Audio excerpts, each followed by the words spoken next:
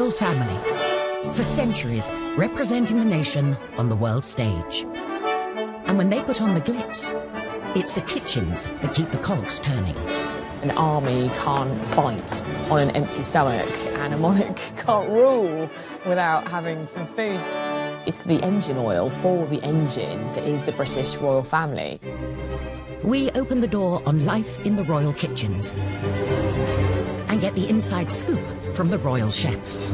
Working for the Queen was amazing. Cooking for kings and queens and presidents. They reveal the do's. Finger sandwiches, cut into 4, minus the crust. And don'ts. You try and serve strawberries to the Queen in January and it's off to the Tower. You're really in trouble. Of serving Her Majesty, whose private dining habits are not as extravagant as you may think. She eats her dinner off a tray, looking at the television. She likes it. We discover the lengths our royals go to in the name of diplomacy. It's very phallic. They didn't have to put the whole thing in their mouth, which would have been pretty gross. And delve into the shocking history of royal health and safety. It's a wonder, really, that the whole place didn't go down with cholera and typhoid. And reveal how Harry's kitchen curiosity could have scarred him for life. If I'd not been like Usain Bolt racing across the floor, he would have yanked that pan down. This boiling water would have gone all over him. These are the secrets of the royal kitchens.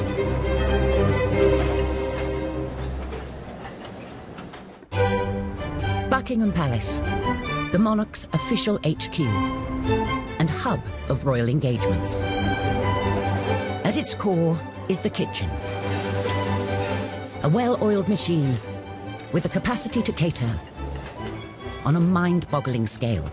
Every year, the royal family cater for thousands and thousands of people, and just at Buckingham Palace alone, it's 50,000 people every year. They have this convening power. They bring people together. And a lot of the events at which they do that, food does play a key role. This dinner is always an opportunity for us to come together as friends. With so many mouths to feed, it's no surprise that the royal shopping bill is eye-watering. In 2018, the royal family spent £1.6 million on food. That food will be food for garden parties, will be food for guests who are visiting that the Queen is entertaining. It'll be for the tea that she gives the Prime Minister at their weekly audience. It's a huge amount of money, and, most people's weekly shop is, £50, £100 down the supermarket. It is an extraordinarily little sum for the premier monarchy in the world. And for us to have spent so little money on food shows how completely efficient and streamlined Buckingham Palace and Windsor Castle have become. And nothing is more streamlined and steeped in tradition than a royal state banquet. It's the highlight of any state visit of a visiting head of state to the UK. It's kind of the centrepiece, really. It's a very lavish affair, and preparations will start months before. A glittering state banquet, an occasion fit for the head of state of one of our closest allies. The Queen, of course, as head of state, has a hugely important role in a state visit and a state banquet.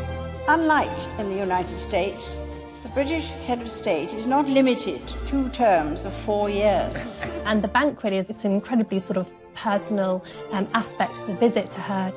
I certainly know that the Queen has personal involvement in the menu. She consulted and collaborates with her chefs. One of those chefs was Darren McCready, who worked in the royal kitchens for 11 years. Working for the Queen was amazing. Cooking for kings and queens and presidents. When the Queen was holding a state banquet, it was his job to create a menu for the VIP guests. The first thing they take into account is, are there any allergies? Do they not eat shellfish? Does the president not eat broccoli? It's to show the best of British, locally sourced, something that's quite fresh and quite light. They'd only use seasonal fruits in the summer, only use asparagus right time of the year. Nothing really was imported. And if possible, something off the estate, maybe some salmon from Balmoral or some venison from Sandringham. That attention to detail is selling brand Britain. So both the way it's prepared and what it is speaks volumes. are 4 courses for the state banquet. There's the starter, which is always fish, the main course, which is always meat, and dessert is a fruit course, and then coffee and petit fours. Darren and his team had their work cut out, making over 600 plates of food for 170 guests. You started at 6 in the morning, and it was usually 11 o'clock at night by the time you finished. But efforts did not go unnoticed. The reward for all those long hours were 2 miniatures of gin, so you could have a gin and tonic, and that was a thank you from the Queen. And when were you supposed to drink your gin and tonic? Not while you were cooking. Before the food is dished up, the table must be laid. The places are measured meticulously, a measuring stick is used. There's 18 inches of space between the centre of one plate and the centre of another. You don't have much space, so you can understand why they try to consolidate each setting. You've got the forks on the left, the knives on the right. The exception to that knife on the right rule is the little bread knife. In restaurants, you're probably used to seeing it actually on the plate, but for state banquets, they've decided to set it above the bread plate like so. There's even a secret system to prevent the Queen's food being tampered with. After everything is plated up, a page chooses at random one of the plates to be served to Her Majesty, so that if anyone did want to poison the monarch, they would have to poison the whole lot. And once the guest's food is served, there are strict rules about how it's eaten. You do not sit down until the Queen sits down. When she starts eating, then you can start eating. And traditionally, you would have to finish eating by the time the Queen would finish eating. So in years gone past, you know, courtiers would be kind of desperately trying to eat their food quite quickly. Queen Victoria was a famous gobbler, so people would often not be finished by the time she was finished. So they had to gobble their food as well. In Western culture, a lot of our dining etiquette is put in place to minimise the awareness that we are eating. It's small mouthfuls, a straight back, hands in the lap when we're not eating. And so with the royal family, they follow these rules in order to focus on building the rapport with the visiting dignitary that's sitting next to them. And for the diners, there are unspoken rules about who you talk to and when. If the Queen is talking to the guest on her right, which will be the visiting head of state, then the other female guest will talk to the person on their right. And then when the Queen switches, then the ladies switch and talk to the person on their left. And certain topics of conversation are firmly off the table. Politics is a good thing to avoid. Money is another good thing to avoid. And sex is another good thing to avoid. But just because you can't talk about sex doesn't mean you can't flirt. And to wash all that splendid food down, there's an array of drinks to hand. But they also come with a set of rules. The glasses that is closest to you is the glass that is used first.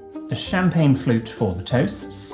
Then the smaller of the wine glasses is for white wine, generally with the fish course. Then a larger wine glass for the red wine, for the main course. And then a small glass for port. And then you have your water glass, and that's always detached from the other glasses because that glass stays on the table throughout the meal, whereas the other glasses will be cleared as the banquet progresses.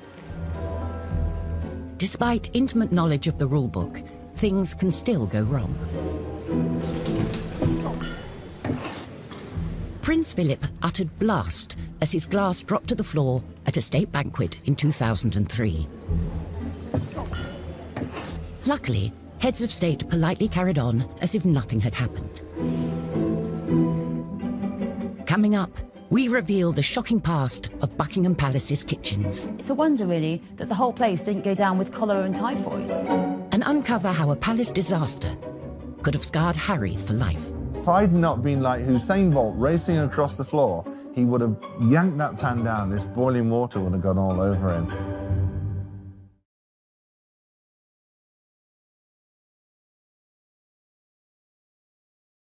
Kitchens are at the heart of the home, and Buckingham Palace is no exception. Staffed by dozens of chefs preparing food and drink for the royals throughout the day. It's 7:30 a.m., the kitchen's first task of the day.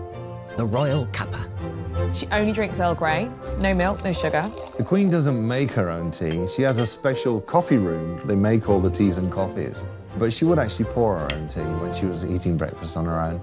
All food created in the royal kitchens is overseen by the Queen. The Queen has a royal menu board that's completed by the chef, and the chef does 3 days menus, and that gives us enough time to get all the produce in and prepare it. And when the menu book goes up to the Queen, she puts a line through the dishes that she doesn't want. She has a HP pencil, and she'd tick one or add something that she would prefer. If she's out for dinner, she puts a line through the page. And if she's got guests coming, she'll put 2 or 3, so we know that she's entertaining. The Queen has particular tastes that a chef ignores at his peril. She knows what she likes. Nothing too spicy, because she meets that many people. The last thing she wants, I can smell garlic in my breath, or last night's curry.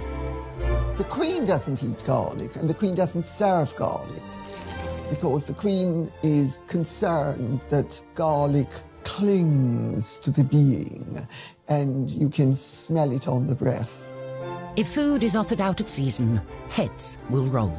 You try and serve strawberries to the Queen in January and it's off to the Tower, you're really in trouble. 9 a.m. and it's time for breakfast. Typical breakfast for the Queen would be in her own sitting room. She'd have some hot tea and then a bowl of cereals from a plastic Tupperware container. It might have been served on a silver tray in, you know, lovely porcelain, but it was still kept in Tupperware containers, just like in anyone else's kitchen back at home. Prince Charles has a very particular breakfast routine as well. Whenever the Prince of Wales came to stay with the Queen, he always arrived with a hamper of his own produce, and in the kitchen we'd have jars of bottled plums from the Highgrove Garden. The instructions were to put 2 plums and a little juice into the bowl and send it in to him for breakfast. I'd send in 2 plums and he would take 1, so they'd come back out after breakfast, and I'd put the other plum back into the jar and save it. So one morning I thought, okay, he only eats 1 for breakfast, so I just put 1 plum in the jar and sent it out into the dining room. And the footman came through and said, His Royal Highness said, can you have 2, please? So I had to keep sending 2 in every morning. This wholesome breakfast is a far cry from Queen Victoria's morning spread. It was famously elaborate. It included things like lamb chops, fowl, tongue, eggs, bacon, potatoes. She just went for it, and it's no surprise that she very possibly had digestion problems later in life. The current Queen is more likely to enjoy rich pickings at lunchtime, especially at Balmoral. Balmoral affords recreation as well as relaxation. Hunting, shooting and fishing. There's trout in the streams nearby and salmon at the right time of the year. And when they get a good catch, the kitchens spring into action, cooking a lunchtime dish of grilled fillet of salmon with a watercress sauce, one of the Queen's favourites. And royal chef Des Sweeney was the man to do it. The salmon would have been caught in the River Dee behind Balmoral. Des worked as the Queen's chef for 3 years. This is a smallish salmon. It's about £5 in weight.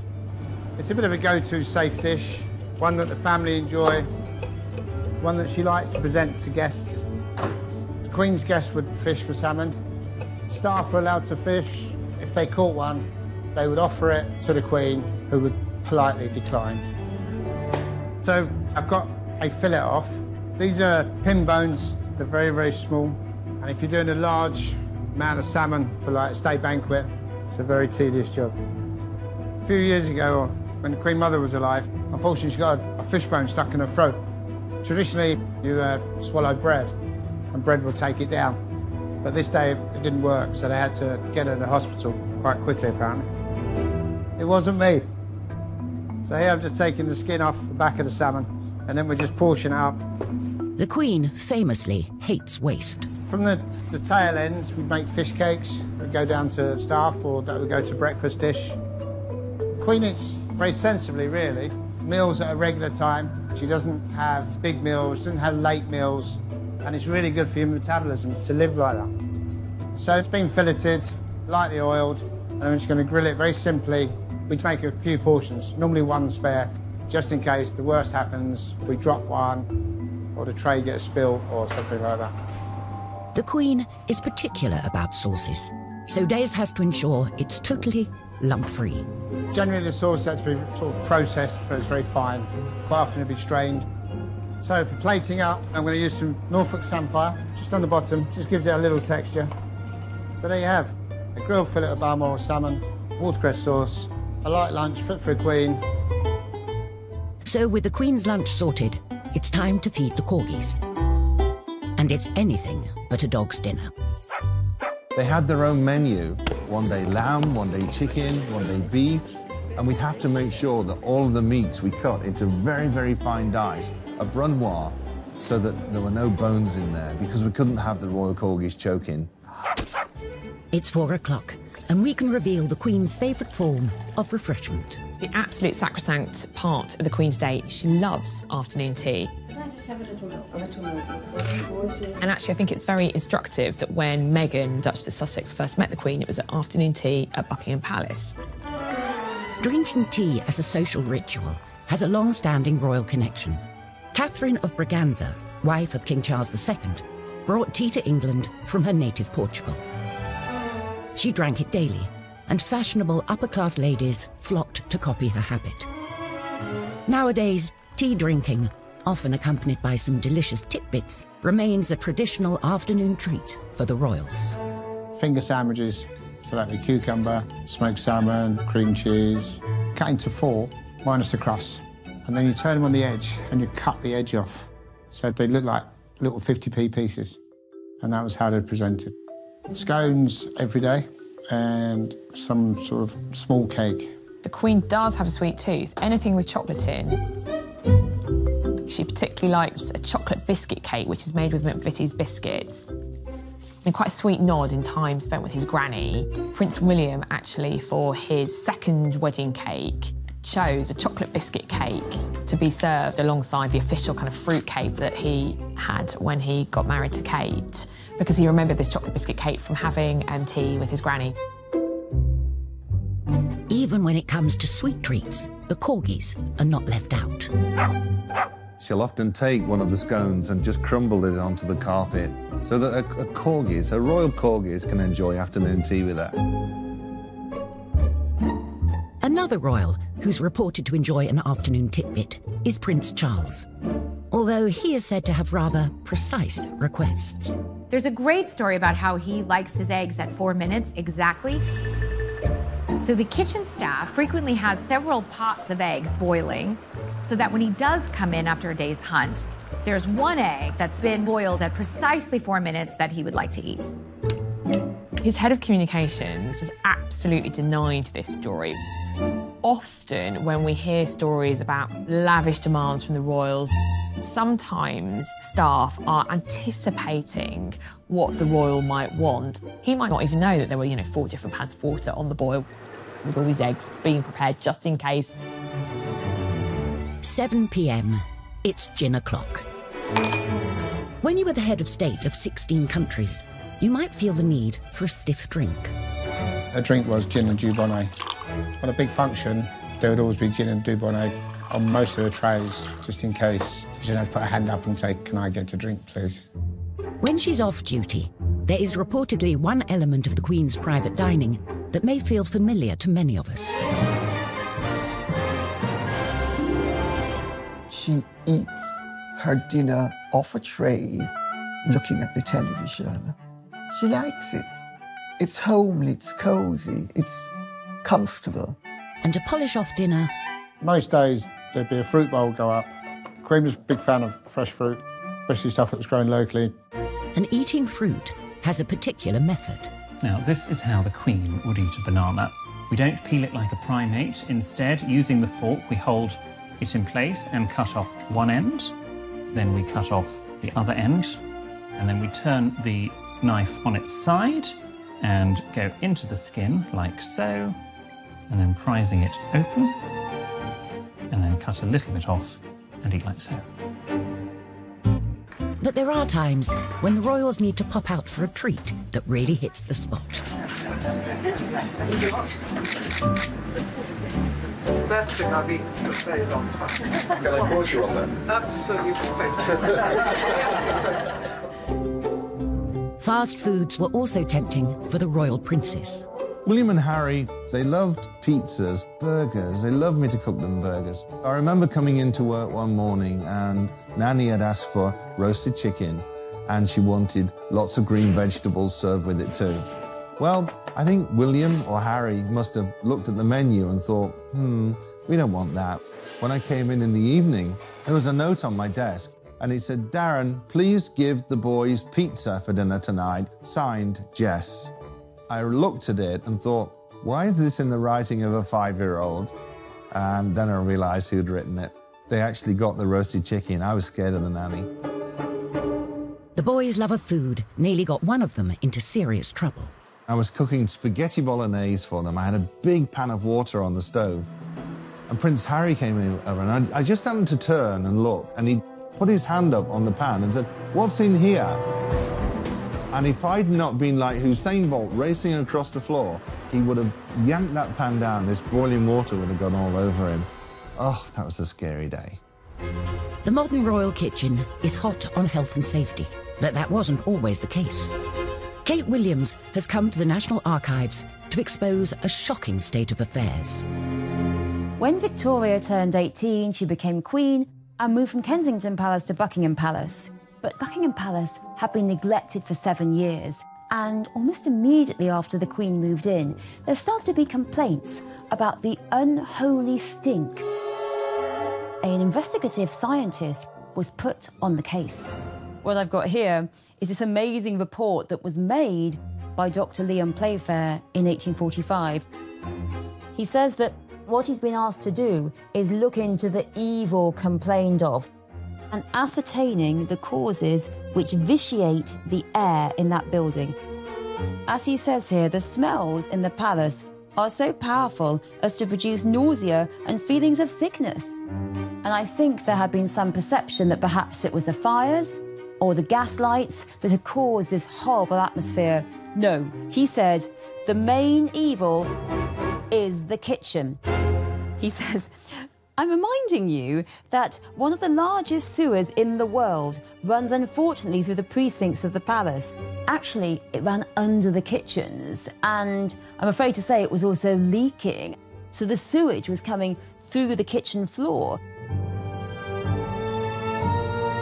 If this wasn't bad enough, there are a lot of unsanitary practices in the kitchens, including piling up the rubbish in the dustbins, which were, he says, filled with garbage of a very bad description. And next to them were urinals for the use of the male servants without a flow of water.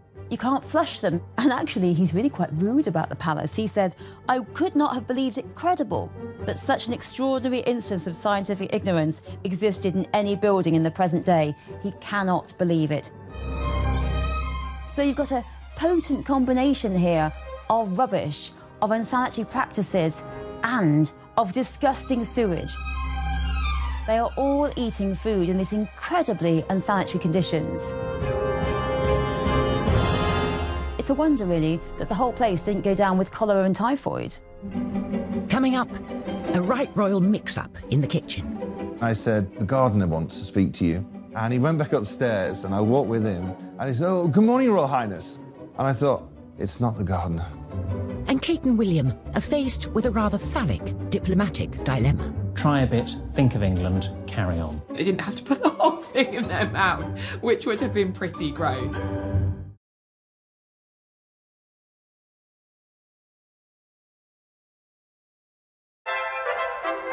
If you want to discover what's in the royal kitchen cupboards, look no further than the list of warrant holders. Royal warrants are essentially a mark of recognition to businesses that have supplied goods or services to either the Queen, the Duke of Edinburgh, or the Prince of Wales. More than 100 of them are food and drink businesses. Everything from companies who make baked beans, fishmongers, to champagne producers. Kellogg's has a royal warrant, Schweppes has a royal warrant, Cadbury's. Fortnum & Mason has been filling the royal shopping trolley since the 18th century. They say that Fortnum & Mason is the royal grocer. It was the sweet stall that was a focus for the duchesses. Can I have a check? Yeah, of course, please. It's not to be confused with freebies. The royal warrant recipients are not necessarily providing free swag to the royal family. They're just preferred suppliers. And brands need to have supplied a royal household for 5 years. Then they can upgrade their packaging. When a business is granted a royal warrant, that allows them the opportunity to display a royal coat of arms on their packaging. Obviously, that's a huge accolade. But like all of us, royal tastes can change. Sometimes royal warrants can be revoked just because the royals have decided that they've gone off something. So Carr's Water Biscuits, which used to supply cheese biscuits to the royal family, they reapplied for their warrant and it wasn't granted because the royals had just gone off them. Down the road from the Queen's Scottish residence, Balmoral, is a company that has been supplying the monarchy for generations. A whisky distillery, first granted a warrant by Prince Albert in 1848. On a recent visit, Prince Charles got stuck in, checking the goods were still worthy of this honour. Swedish raspberries, and then we were getting apples and pears, particularly tin pears. With a nod of approval given, it's back to Balmoral, where the kitchens are gearing up for a visit. Chef Darren McGrady accompanied the royals on several trips, and it's safe to say they don't pack lightly. All the equipment would go from Buckingham Palace. Knives, spoons, ladles, pots, pans, dishes, everything would go up to Balmoral Castle. It took lots and lots of planning. You had to make sure that all the food was ordered to go into Balmoral Castle, where we were going for 4, 6, 8 weeks. And although the kitchen staff and equipment are the same, the royals like to muck in. Prince Philip loves to cook 3, 4, 5 nights a week. They would actually go off and barbecue in the hills. That's when the royal family liked to sort of relax and let their hair down. Once the trappings and routine of royalty are quietly laid aside, the few precious unwinding weeks at Balmoral are a time, too, for a gathering of strength for the year ahead. The job of being royal is strenuous. Prince Philip was very interested in food, and he'd come down and help choose the ingredients for the barbecue. And the Queen used to put the salad together. Food is still chopped up in the kitchens, so all they have to do is mix it up. For us, it was good. It was more like a night off. Still served on nice china, it's still served on nice silver, but they serve it themselves. And then afterwards, the Queen would actually rinse and scrape the dishes. I mean, imagine that. However, some felt it wasn't fitting for the Queen to be getting her hands dirty. Once when Mrs. Thatcher was up at Balmoral, she noticed that the Queen was doing the washing up without gloves. So Mrs. Thatcher went and bought her some rubber gloves and sent them to her, which was rather sweet. That's the sort of present that she would love. It wasn't just gifts that arrived unexpectedly. I was in the kitchen, I was on my own in there. And this old man walked in. And he was wearing tatty old clothes and he'd got this cardigan on with the arms all worn out. And he said, "Where's the chef?"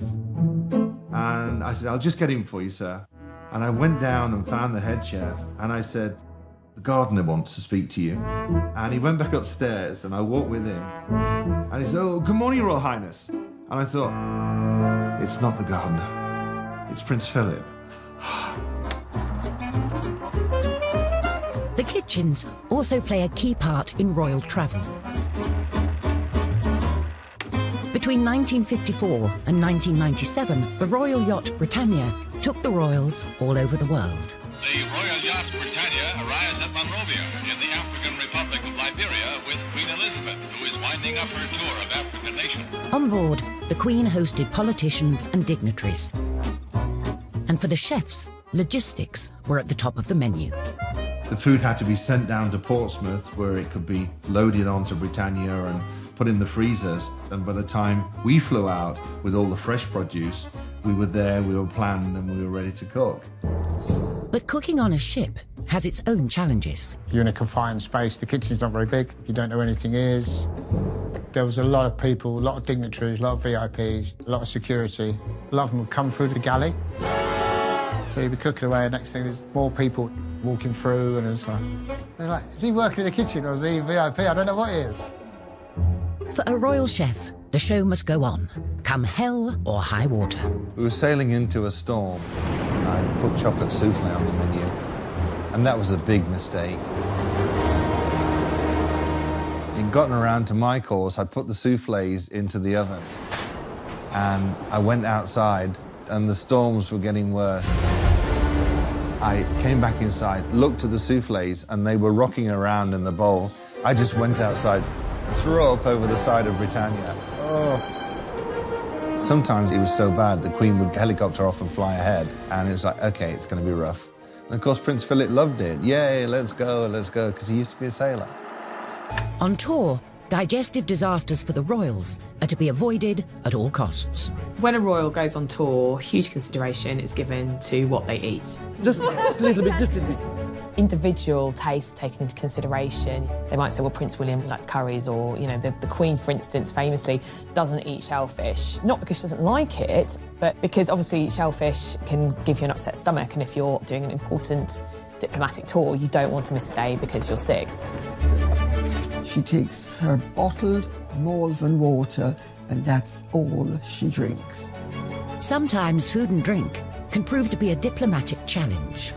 Now a coconut shell is handed to the Queen for the ceremonial drinking of the kava. She often has to eat things that she might not privately wish to eat. Here, the mixing and drinking of the kava is of the greatest importance. But she does it because she's very dutiful and she doesn't want to offend her hosts. To the Western palate, the taste is, well, unusual.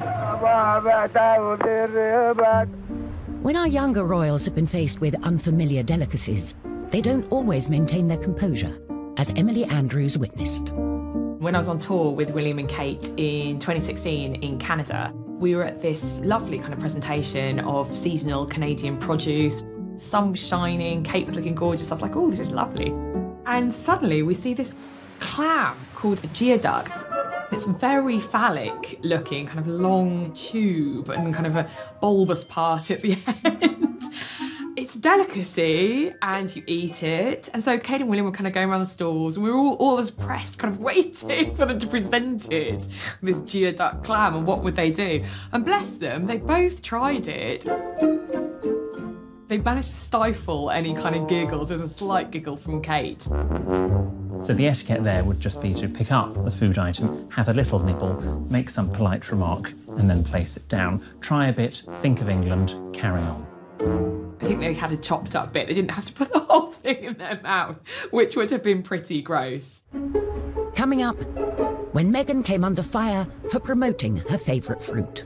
They are involved in the exploitation of workers abroad, and how dare she promote the consumption of avocados. And a greedy king's artery-clogging meat feast. It looks like what might happen to us post a nuclear Armageddon. You're not going to make me try and eat this, are you? Definitely are. It's so gross.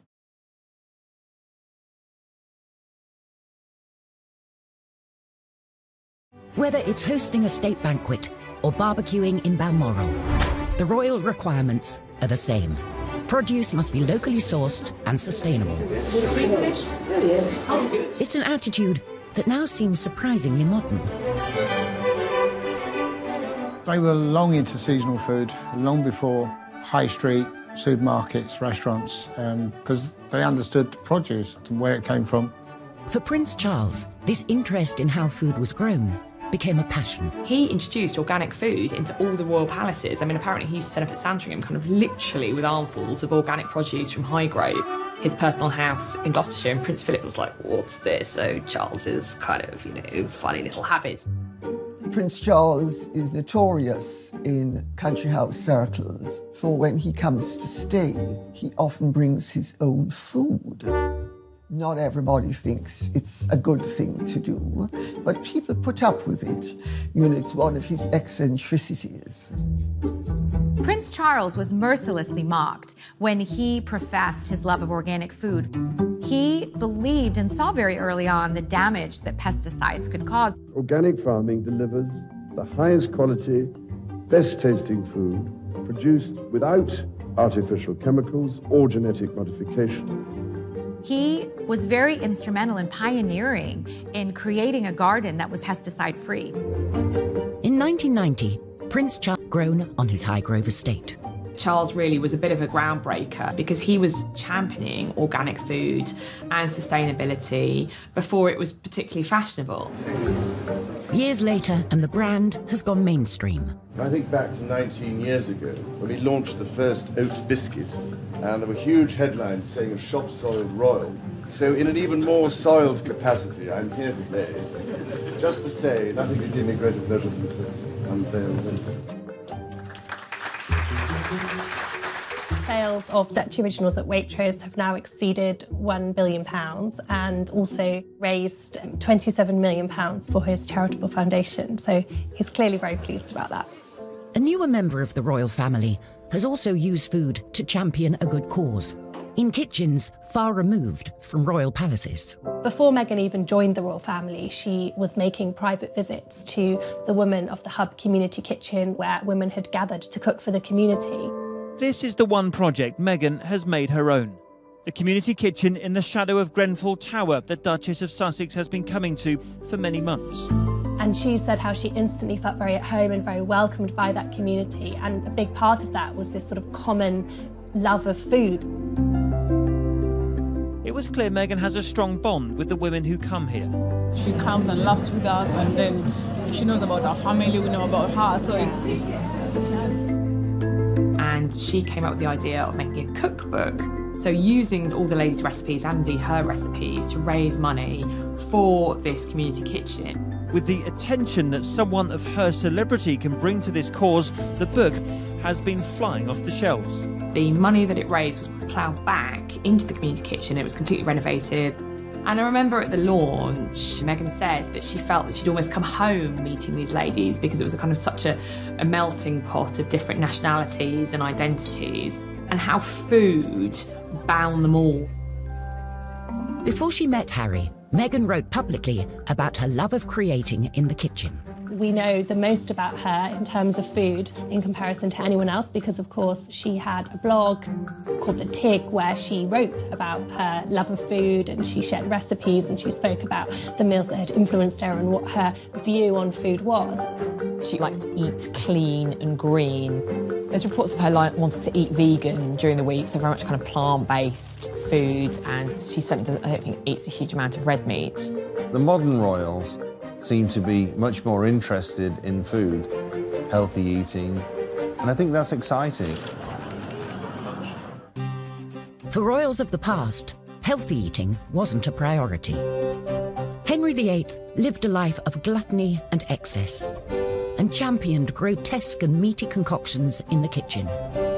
The cockentrice was one of his favourites. Historian Kate Williams is going to meet Andrew Clark, a chef who still uses an open fire and has been preparing this calorific creation. Oh my goodness. I've read so much about the cockentrice and I've never actually seen one, and there it is. Half pig and half chicken. It looks like the most terrifying mutant thing I can possibly imagine, kind of what might happen to us post a nuclear Armageddon. You're not going to make me try and eat this, are you? Definitely are. I've really got to live like Henry VIII. Okay. The trotters and then the chicken legs. It's so gross. The cockentrice was created by taking half a pig and half a chicken and stitching them together. There's no nice way of stitching this, really. It's all quite Frankenstein. Henry VIII's kitchens were the largest in Tudor England, making over 800 meals per day. Pretty freaky, huh? The cockentrice was roasted on an open fire and served up by the king to his waiting VIPs. If you're Henry VIII's chef, you're just giving him a big signifier of his power here. You're really showing off his brilliance because only he can afford the best people who can make this incredible, creative, time-consuming dish. Henry basically spends the equivalent of £5 million on a massive meat feast. And this is the centrepiece. It's about grandeur, it's about excess, and really showing off. How can we think of the craziest thing to do? I know, let's stuff a pig with a chicken. You know, how fun is that? Would you like to try some? I'm kind of terrified. And also, I'm quite excited because it does smell good. Well, let's give it a go. Let's see give what it it's a go. like. Oh my gosh. Thank you. So I used to be a vegetarian. It's a good thing I'm no longer. Otherwise, I might be quite traumatised. Okay. That is beautiful. If I was at Hampton Court eating this rather marvellous meat, I think I'd be pretty impressed. Well, I think we should drink to the cock and trees. Cheers. Cheers. The humble chicken has taken centre stage for our modern royals too. Famously, Meghan and Harry got engaged as they were trying to cook a roast chicken. It's a standard, typical night for us. Cosy night. What were we doing? Just roasting chicken and Roasting having a chicken. Trying to roast a chicken. trying to roast a chicken. I think Harry said trying to cook a roast chicken. I mean, we know that Meghan is a very accomplished cook. Very romantic. He got on one knee. Standard roast dinner, but that's great. That's, you know, shows that they're normal. It's something that we can all imagine doing. It's not something that we think, oh, well, that's because they were royal, they were doing that. And any meal they eat can make the news. But it's not always a welcome headline, as a friend of Meghan's discovered on a visit to Kensington Palace. He posted what I'm sure he felt was a very innocuous photo of avocado toast and wrote that Meghan was the avocado whisperer because she does such great avocado toast. One newspaper absolutely went after Meghan for eating avocados, saying that they are involved in the exploitation of workers abroad and how it's a controversial thing to eat and how dare she promote the consumption of avocados. An unconventional life in the limelight hasn't stopped the brothers from having an ordinary approach to food. We're living together as brothers, and it's fantastic. It really is. He does most of the cooking. I just laze around watching TV. If you think about William when he was at university, he did have that regular university experience. You know, he lived with other students and that he did the things that other students do, and that would have extended to the way that he ate as well. He certainly wasn't up in St Andrews with a chef who was preparing his meals. You know, that just wasn't happening. And same way with Harry when he was in the military. He didn't go with his own chef. It was very much a case that he fitted in and did what everyone else did. So they do have that pretty ordinary relationship with food. They bring it up to modern day, aren't they? You're too kind. Thank you so much. It's the new kids on the block. Harry and William don't want to live like Grandma. When William and Kate had apartment 1A at Kensington Palace renovated, they famously had 2 kitchens put in.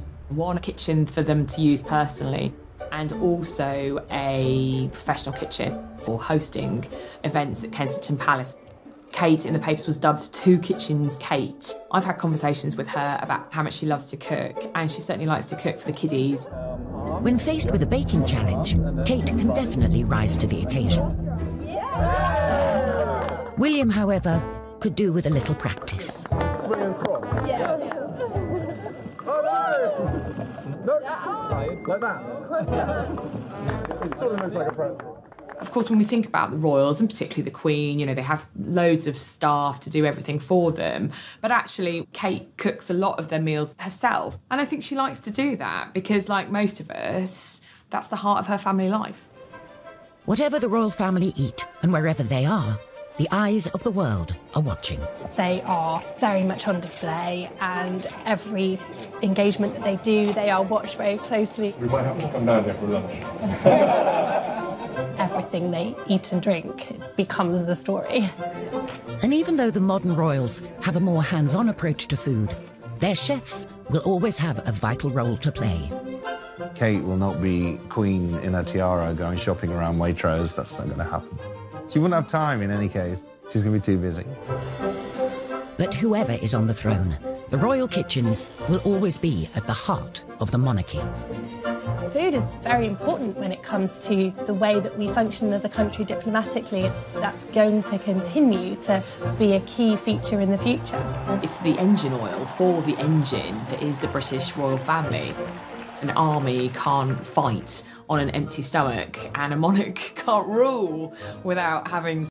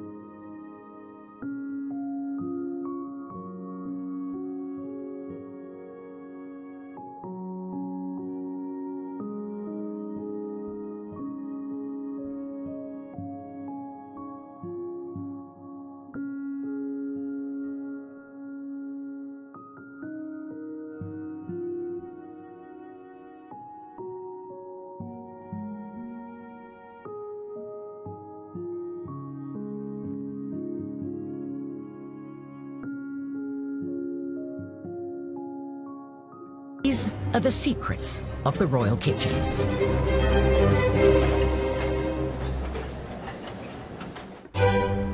Buckingham Palace, the monarch's official HQ and hub of royal engagements. At its core is the kitchen, a well-oiled machine with the capacity to cater on a mind-boggling scale. Every year, the royal family cater for thousands and thousands of people, and just at Buckingham Palace alone, it's 50,000 people every year. They have this convening power. They bring people together. And a lot of the events at which they do that, food does play a key role. This dinner is always an opportunity for us to come together as friends. With so many mouths to feed, it's no surprise that the royal shopping bill is eye-watering. In 2018, the royal family spent £1.6 million on food. That food will be food for garden parties, will be food for guests who are visiting that the Queen is entertaining. It'll be for the tea that she gives the Prime Minister.